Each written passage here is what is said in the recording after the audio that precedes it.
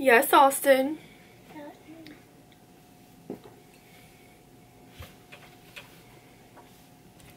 Really? You gonna watch me film this video? You can make haunted doll noises in the background. You wanna do that? Hey guys, my name is Whitney. Thank you so much for deciding to click on this video. Today I'm going to be telling you all about some haunted dolls on Etsy.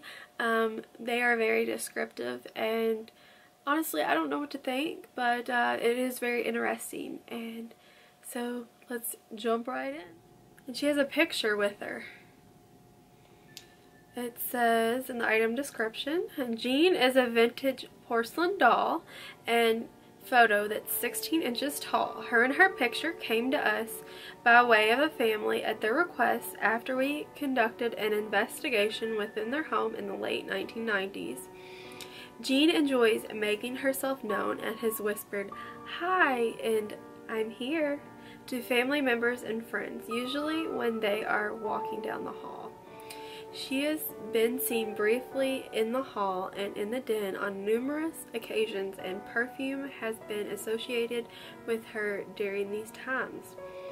Jean likes to go for car rides, especially when I'm shopping. She enjoys watching TV. She's been known to sit beside people on the sofa in the living room, and they've reported feeling the cushions move slightly.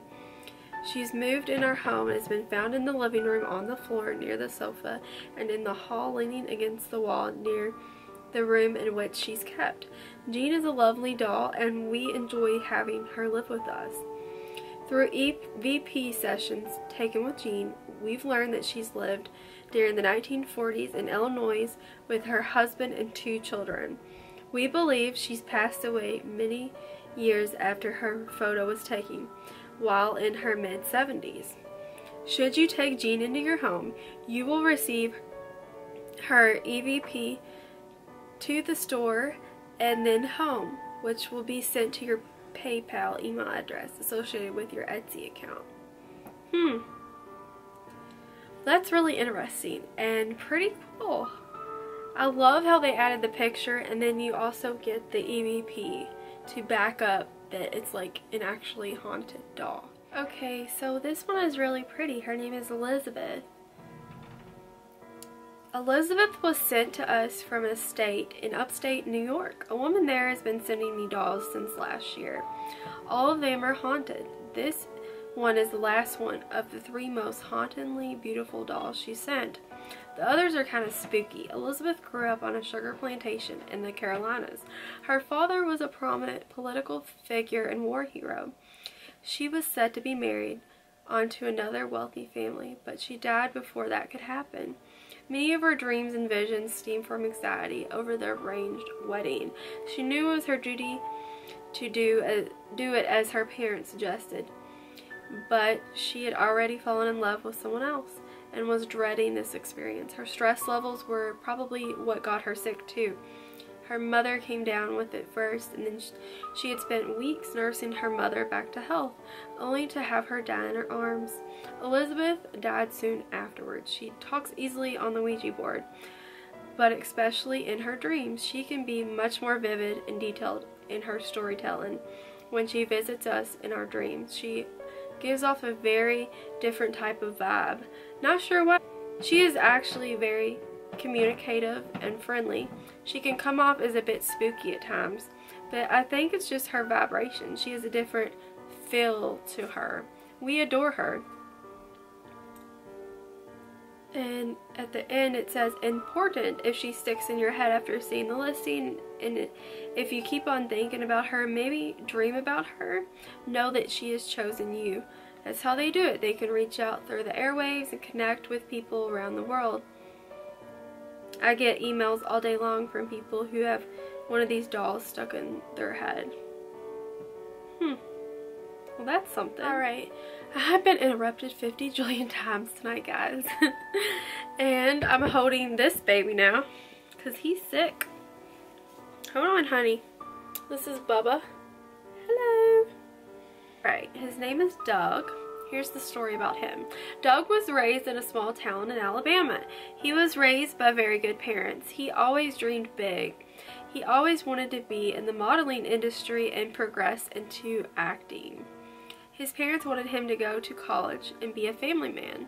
They argued about it for most of his high school years. At 18, he decided that him and one of his buddies were taking off to LA to make it in the fabulous lifestyle of fame. This, at this point, was everything to him. He and his buddy had been saving up for this. They didn't have much money, but enough to get them into a studio apartment. They both found jobs immediately and were working on their dreams on the side. Doug was so determined, he was sending photo shoots everywhere and to everyone in the modeling industry. It did not take long when he was signed as an underwear model. He quit the job he had and went full force. He was also talked into doing strip shows. Now this was the nightlife. He started to get so tired and started being late and not performing as well as he was. His mom would call him crying to come home and told him, "This is no life. I know my boy, and this lifestyle will suck you up." He loved his mom and told her everything was fine and how happy he was. His manager offered him a substance to help him keep him awake for days. He got hooked quick. His buddy did not get signed and was basically Doug's follower. Doug was invited to fancy parties with very rich and powerful people. Doug offered his friend the substance and told him if he started to take it, he would never miss a party. Doug's buddy refused and they ended up losing their friendship over it. And then he moved back home. Doug was loving it. He was dating several women at once. No matter what, he could not be faithful. He did fall in love with this beautiful, wonderful, peaceful lady. She was down to earth and tried her hardest to pull him from his partying life, but he just would not give in. She stayed around and decided she loved him so much she would wait as long as it takes. They did end up getting a place together. If there was any woman he loved, it was her. However, the addictions had a hold of him so bad. She was struck with some very bad news. She was very sick and she was diagnosed with a rare disease. He proposed to her. She accepted, but said, "Doug, I do not have long." He told her, "I want you to be my wife till death do us part." Doug quit everything and wanted to take care of her. That is exactly what he did. He was at all of her treatments, holding her hand, reading her books, rubbing her head. When hospice got involved, he planned a wedding to accommodate her needs. It was a surprise wedding. Within 7 months, she passed away. Doug was so devastated, he kept wondering why he did not give up the addiction sooner.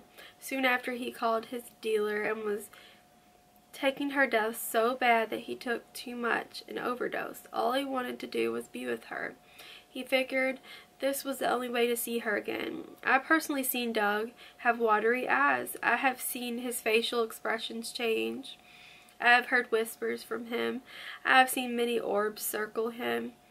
He has also comes to me in my dreams.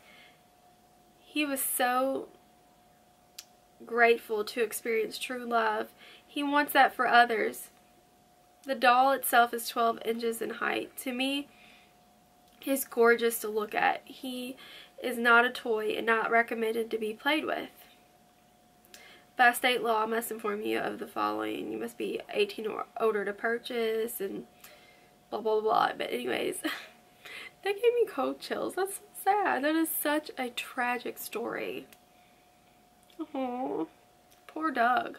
So I think that is all of the haunted doll stories I'm going to tell you guys tonight. I really enjoyed reading them and I hope you enjoyed hearing them. Let me know if you want me to do a part 2 on this.